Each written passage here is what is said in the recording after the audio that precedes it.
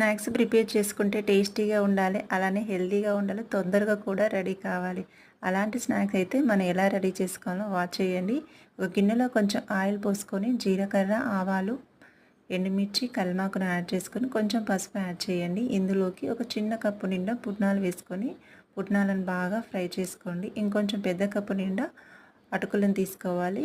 అటుకులు అయితే నేను ఇక్కడ పేపర్ అటుకులు తీసుకున్నాను. ఈ పేపర్ అటుకులని మనం పసుపు వేసాం కదా, మంచిగా పసుపు అనేది అటుకులకి బాగా పట్టుకొని కలర్ చేంజ్ కావాలి. ఆ తర్వాత అదే కప్పుతో బొంగు పేలాలను తీసుకోవాలండి. ఈ బొంగు పేలాలు కూడా బాగా కరకర అనేదాకా ఫ్రై చేసుకోవాలి. ఇందులోకి కొంచెం కారం, ధనియా పౌడర్, అలానే తగినంత సాల్ట్ యాడ్ చేసుకొని సర్వ్ చేసుకుంటే చాలా బాగుంటుంది. దించిన తర్వాత మంచిగా కొత్తిమీర, అలానే సన్నగా చాప్ చేసుకున్న ఆనియన్స్ వేసుకొని పైన నిమ్మరసం జల్లుకొని సర్వ్ చేసుకుంటే బాగుంటుంది. ట్రై చేయండి. ఈ రెసిపీ మీకు నచ్చితే సబ్స్క్రైబ్ చేయండి.